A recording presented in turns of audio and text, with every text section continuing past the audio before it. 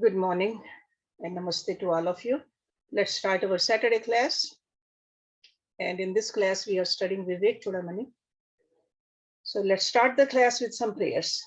Om Guru Brahma, Guru Vishnu, Guru Devo Maheshwaraha, Guru Sakshat Parbrahma, Tasmai Shri Guruve Namaha.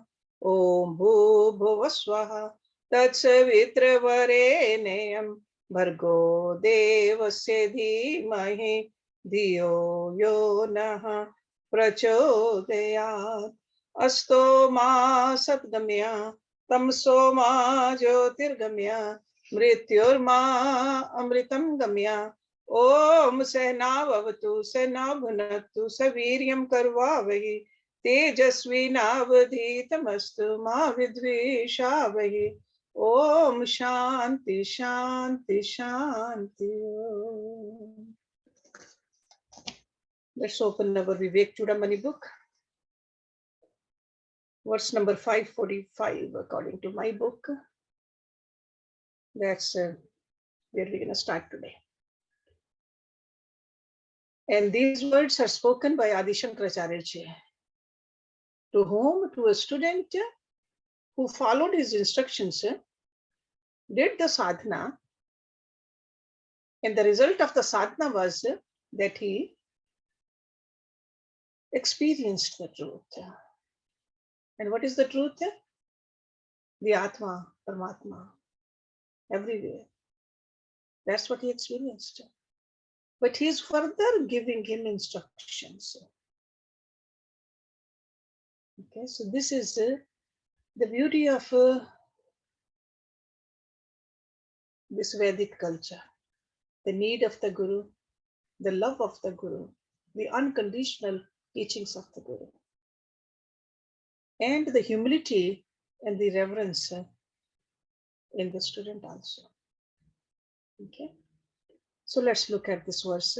Api kurvan kurvanaha cha abhogtaha fal bhogi api shriri api ashriri yeshaha parichinna api sarvagaha. Api means even. Kurvan, acting or doing. Akurvanaha, inactive.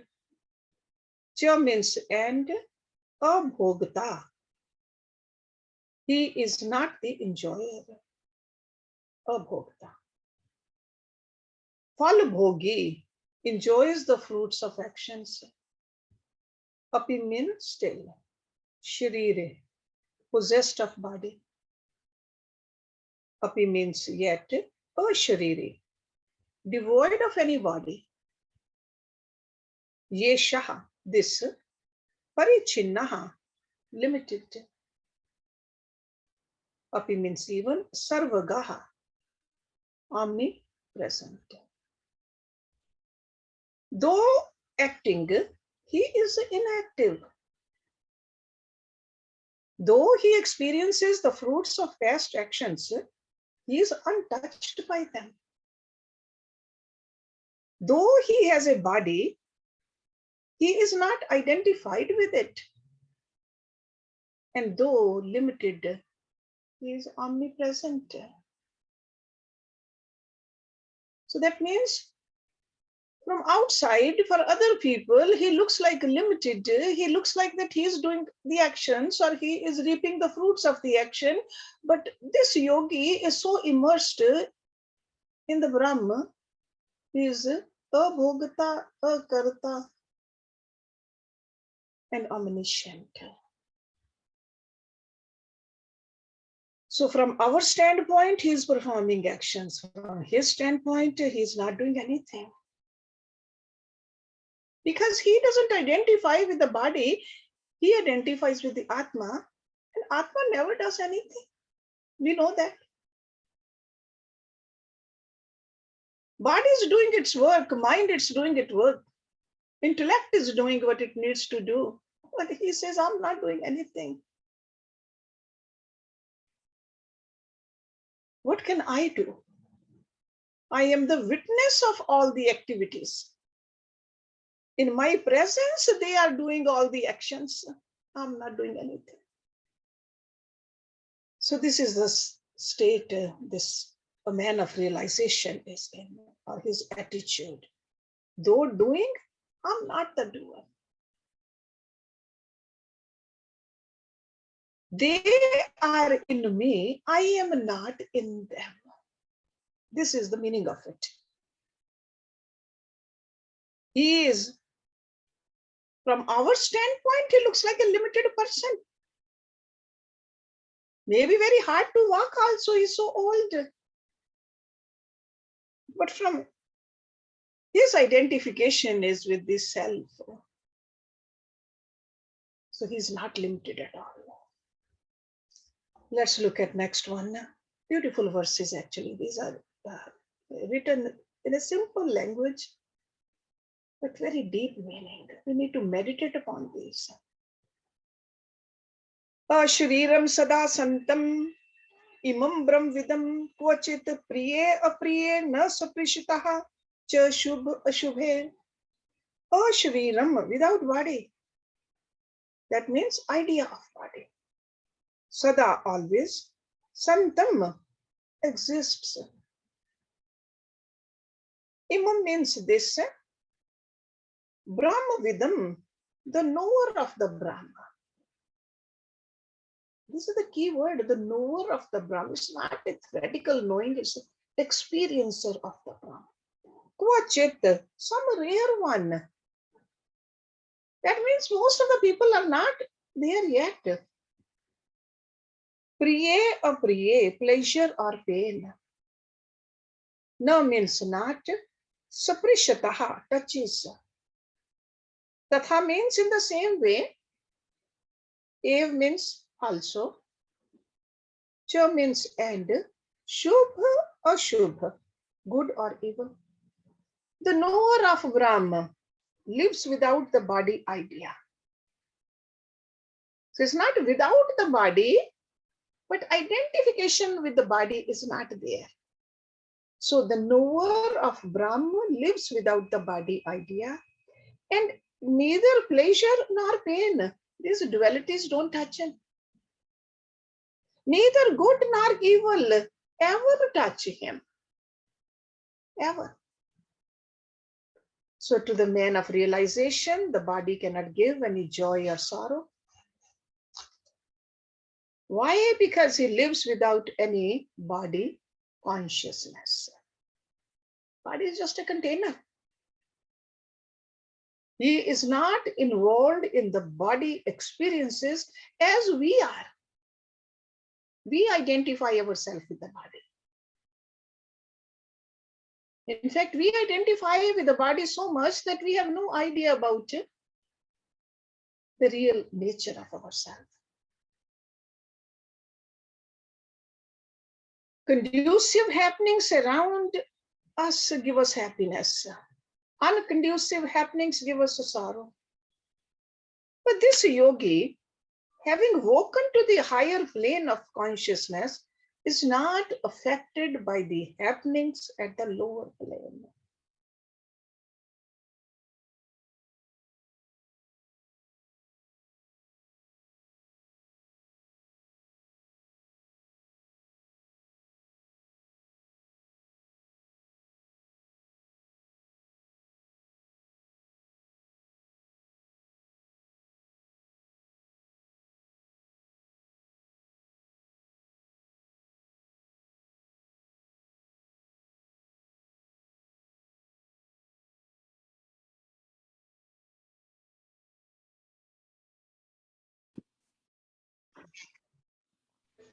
Okay, verse number 547. Sathuladi sambandvata abhimanata sukham cha dukham cha shubh ashubhe cha vidvast bandhasya sad atmana mune kutaha shubham va api ashubham phalam va. Sathuladi, gross, etc. Sambandvataha, one who has identification.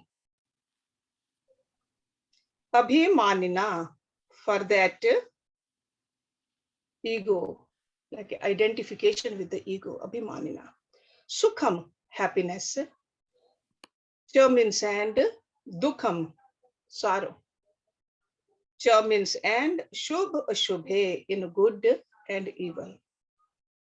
Cha and with vastu bandhasya, one who has revered all bondage.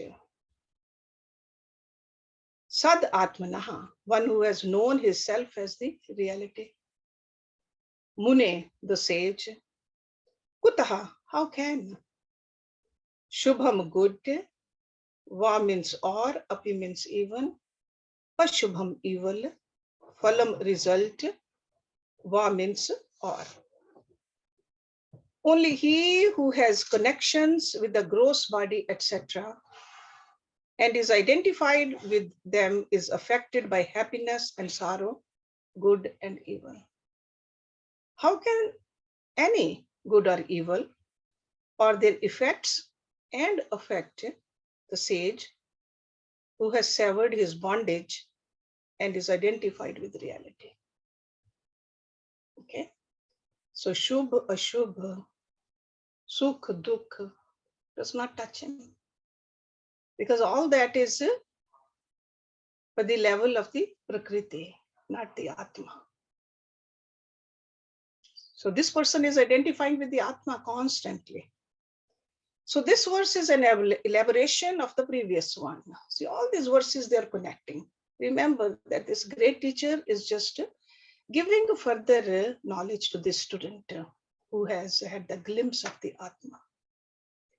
So in the previous verse, we were told that no circumstances, subjective or objective, can affect the man of realization.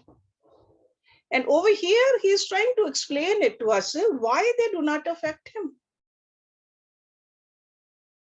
When you're attached to the body, you contact the world outside and you drive joys and sorrows from it.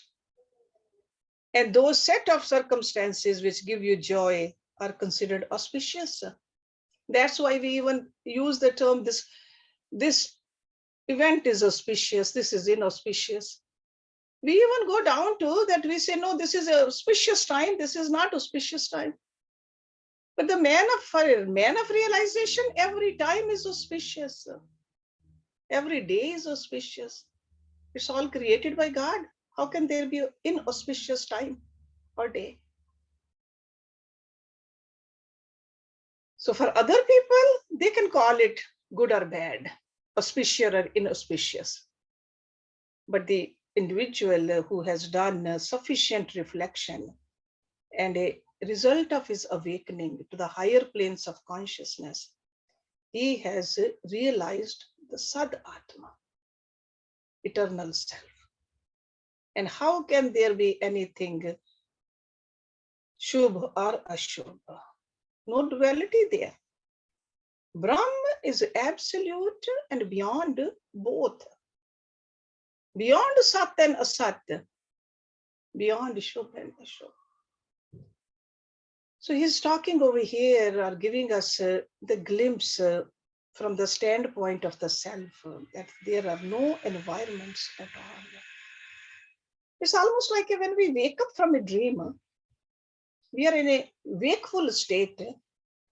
How can the conditionings of the dream affect the waker? Okay, that's what he's trying to tell us. Let's look at next one. Tamsaha grastvat bhanat agrastaha api ravi jane grastaha iti uchyate bhrantyam hi agyatvaha vastu lakshanam. Tamsa, by darkness. Grastvat, as though swallowed. Bhanat, appears. Agrastaha, not swallowed. Api means even. Ravi, the sun. Janai, by the people. Grastaha, swallowed. Iti means thus. Uchyate, say. Bhrantyam, because of delusions. He means indeed agyatvaha, not knowing. Vastu lakshanam, the real nature of the object. Vastu ka lakshan. The sun, which appears to be swallowed by darkness, and in our language we call it a Rahu, is not actually so. People who know not the real nature of the sun in their delusion say that it has been swallowed. So it's like from the example from the solar eclipse he is giving us. From the observer's standpoint, the sun is eclipsed. So some people say that sun has been covered by darkness, tamsaha. But correct knowledge when we have, we know that how can any darkness cover the source of light? So to say that sun has been covered or swallowed by Rahu is a deep ignorance, or we are contradicting ourselves. But we do see it happens. We see the darkness. So we see this phenomena, but then we got to think about it, why it's covered.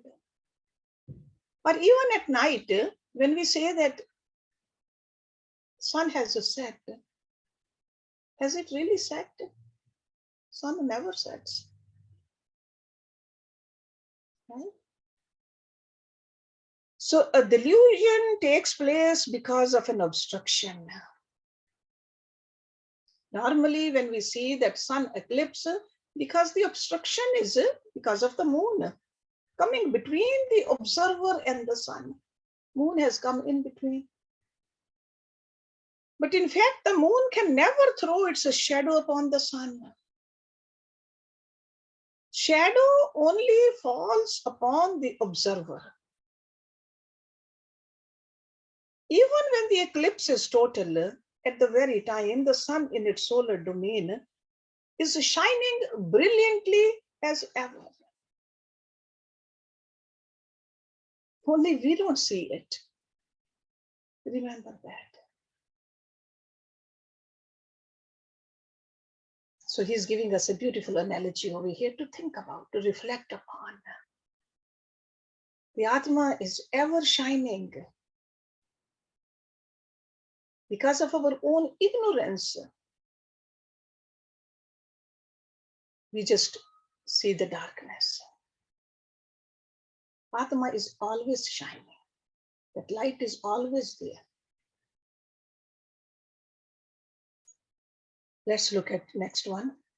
Tadvad deh adi bandhebhya vimuktam brahm vitmam pashyanti dehivat mudaha sharir abhas darshanat. Tadvat, in the same way, deh adi, body, etc. Bandhebhya, from the bondages. Vimuktam, liberated. Brahm Vitmam, the perfect knower of Brahm. Pashyanti, see, Dehi Vat, as possessed of the body. Mudaha, the fools, the ignorant. Sharir, the body.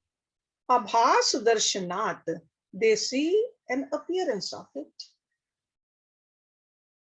So continuation of the analogy which he gave us in the previous verse, he says, so too, the same way, the perfect knower of Brahma, liberated from the bondages of his body, etc., is looked upon by foolish people as possessing a body. But they see an appearance of it.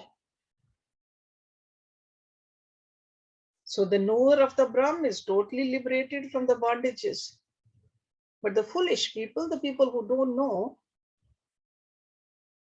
from their standpoint, they say, he has the body. They don't have any knowledge of the self. Because of their own mental agitation, because of their own ignorance. So it's like a shadow of the moon. Because of the shadow of the moon, we judge others also. Let's look at next one. Ahir nirvalin vyanim iv ayam muktvaha deham tu tishtati ita tataha chalyamana yat kinchit pran vayunah. Another beautiful analogy he's giving.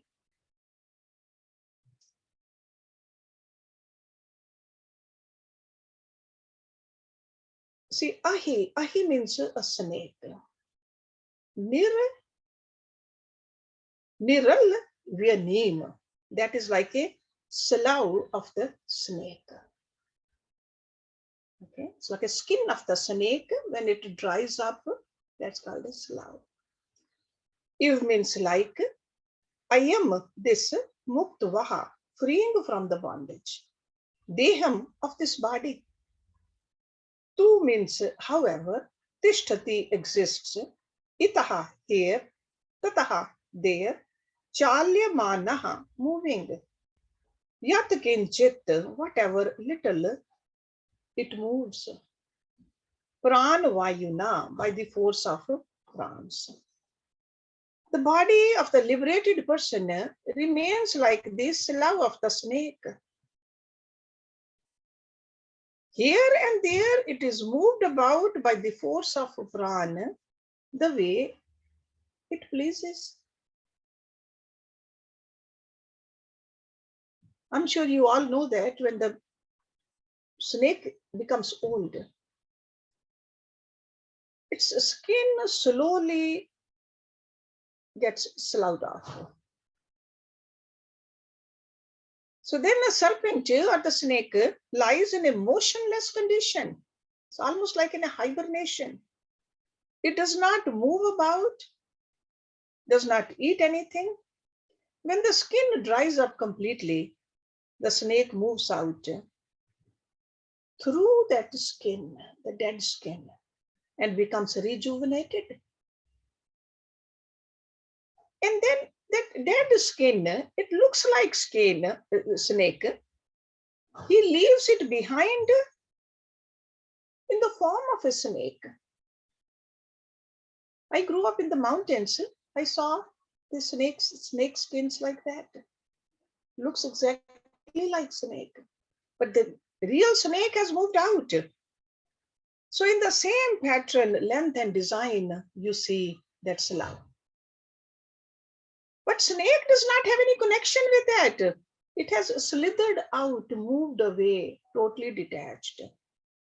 Anything can happen to that slough. Somebody can pick it up, somebody can crush it, or leave it there. It does not affect the snake at all, total detachment. Even though it was his own skin, but now there's no identification with it. Same way the relationship of the man of perfection with his body while living in the body. Because he has awakened to that higher plane of consciousness, he has left his identification with the body. He has nothing to do with the destinies of the body. The body moves around as long as the pran functions through it. He is unconcerned. He is not responsible for the merits or the demerits acquired by the body. It's only by the grace of life and the dictates of the prarabdha, the destiny. It's moving up and down. It's going through ups and downs, but he does not identify with it. It does not matter to him. Just like to a snake, that slough does not matter. Okay, so another syllabic analogy he is giving it to us. 551. Sarot saha niyate daruhu yatha nimn unat sthalam deven niyate deha yatha kal upabhiktishu. Sarot saha. Sarot is a river.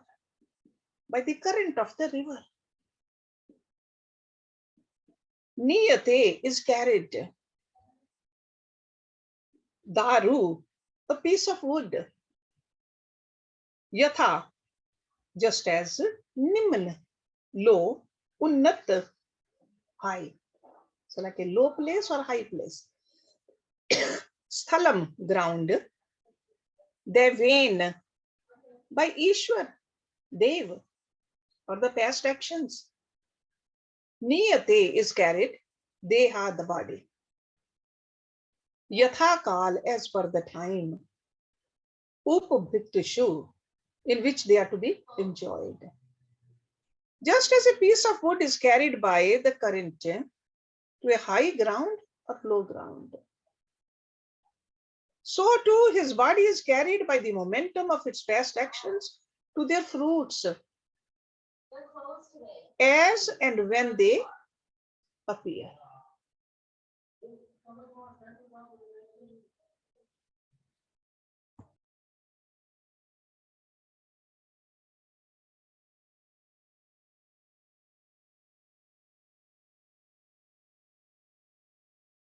So just as a piece of wood is carried by the current to a high ground or low ground, so too his body is carried by the momentum of its past actions. Okay, so that is the prarabdha or the destiny. So this shows that destiny, as long as we have taken birth, the prarabdha we have brought, because of the prarabdha we have taken the birth, as long as we're going to live, and the ups and downs of the life are there, but to a realized person, they don't touch him. He's not creating a new prarabdha. So beautiful analogy again. A timber is carried by the water currents and it floats into the river. And you may say that that wood or the timber is floating down, or it is moving slow, or it's moving up. But that wood has no identification with the wood. It's just going with the current of the water. It is being carried by the water. It doesn't have any kind of identification or any likes or dislikes where I want to go or where I don't want to go.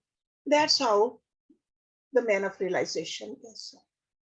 No likes or dislikes, no desires, no kartapan, no doership, no enjoyership. And this Dev word is used for the destiny over here. So it's like a general stream of life is Dev. So the direction of his actions are determined by the total vasanas. Total vasana. Vasanas means whatever was there, and according to that, it's just moving along. His body moves in accordance with the time, according to the prarabdha karam. And now he's using that prarabdha word in the next verse. Prarabdha karam parikalpit vasna bhi sansarivat charati bhuktishu mukta deha siddha swayam vastihi sakshivat atra tushneem chakrasya moolam ev kalap vikalap shunyah. Prarabdha karam.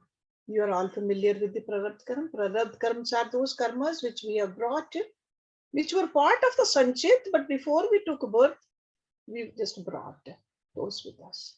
Prarabdha karam. Parikalpit, prompted. Vasana bhi, with the desires. Sansari vat, like one subject to transmigration, like a worldly. Charati, moves. Bhuktishu, in the sense objects, like enjoyment. Mukta deha, one who is bereft of the body, free of the body. Mukta deha. Siddha, fulfilled. Swayam, himself. Vastihi, lives. Sakshi vat, like a witness. Atra, here. Tushneem, in silence. This tushneem word is not just an outer silence, it's a silence of the mind. Chakrasya, of the wheel. Moolam, pivot, or the root. Iv means like, kalap vikalap, agitations. Shunya, free from. Through desires produced by prarabdha karam, the man of realization, bereft of the body idea, so free from the body idea, moves in the midst of sense enjoyments, like one subject to transmigration. He, however, lives unmoved in the body, like a witness, free from mental agitations, like the pivot of a potter's wheel. Okay, so that the pivot does not move. So he does not, his identification is constantly with the Atma. Body is moving, but he knows he is not moving. So this is the condition of a liberated person who lives in the body, among the sense objects, like most of us. Because as long as the body is living, sure it will move in this world. And his life is, his vasanas are, because he is fructifying all those karmas. So that keeps on happening. That fructification is happening of all the good karmas and not so good karmas too, but it does not affect him anymore. People can put garlands in his neck, or people can rebuke him. He can win a lottery, or he can lose everything. It does not affect him at all anymore. But ordinary person gets involved in the activity so much. Something happens and we are creating more and more karmas. But he is the one who is perfected. That's what he used the word siddh over here. He's a siddh. He has gained his sadhya, the goal. He has realized his real nature. So that's why he does not. He's uninvolved. He maintains his tushni bhav, the quiet shade. It's almost like he is giving us an example of that potter's wheel. No matter what the potter is making, is that wheel or the center over there is concerned about it? No, not at all. The pivot of the wheel is unaffected. So the same way the man of perfection remains unaffected with all the happenings to his body and the mind and the intellect and even outside, ever established in the self. So he's going through the prarabdha, but not being affected by the prarabdha. Okay. Let's do one more verse, then we'll stop it. न एव इंद्रियाणि विषयेषु नियुक्ते एषः न एव अपयुक्ते उपदर्शन लक्षणस्थः न एव क्रियाफलम् अपि ईषद् अवेक्षते च Swanand सांद्र रसपान सुमत चितः. No means not. Ev means certainly. Indriyani, the sense organs. Vishyeshu, in the sense objects. Niyuktehe, directs. Eshaha, this. Na means not. Ev, certainly.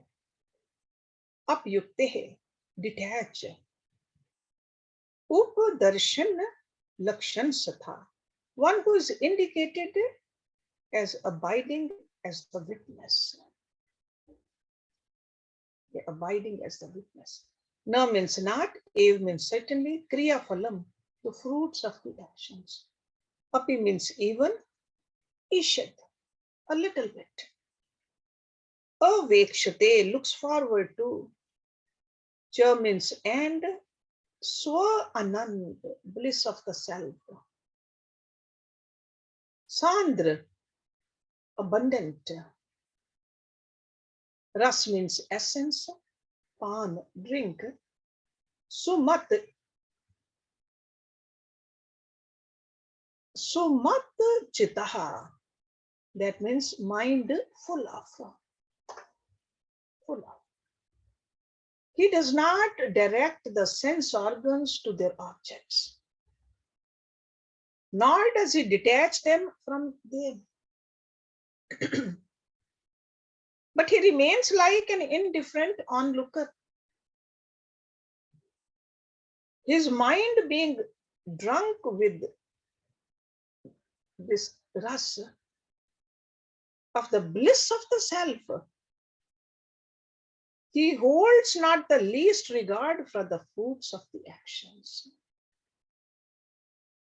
He is just drawing. See, normally what do we want? We want the fruits of all our actions. At least the good actions, we just want the fruits. We want to enjoy those. But he is enjoying the essence. So he is doing the actions. He doesn't care for the fruits of the actions. And at this point, his actions are all noble. He does what needs to be done, what the duty is. He just does that without looking at the good or the bad. He has risen way above the duality. So this is the attitude of the man of perfection while he lives in this world. Okay, so these people, very rare, they are here. So he does not run after the sense object. And he does not run away from the sense objects either, because they don't affect him. He is not affected by either way. So that's what this updarshan lakshan satha. So it's like an unconcerned onlooker. It doesn't affect him. So he has at least concern for the fruits of the actions. See, we generally act because we want the fruits. In fact, we look at the fruits more than we even absorb into the actions. But he is unconcerned about the fruits. He is so dispassionate towards the joys which come from the actions or the sense objects, because he is totally connected with the source of the joy, the bliss. And this is a Swa Anand Sandra Raspan Sumat Chit, the last line. So he's getting bountiful of that, unlimited, eternal bliss. So he's not concerned about the momentary joys from the sense objects. So this is the condition of this person who has realized the self. And this is available to all of us. Not only one or two, but we got to do the sadhana which he prescribed throughout this beautiful scripture to us. Om Purnamada Purnamidam Purnat Purnamudachyate Purnasya Purnamadaya Purnameva Visheshyate Om Shanti Shanti Shanti Om. Thank you very much for joining.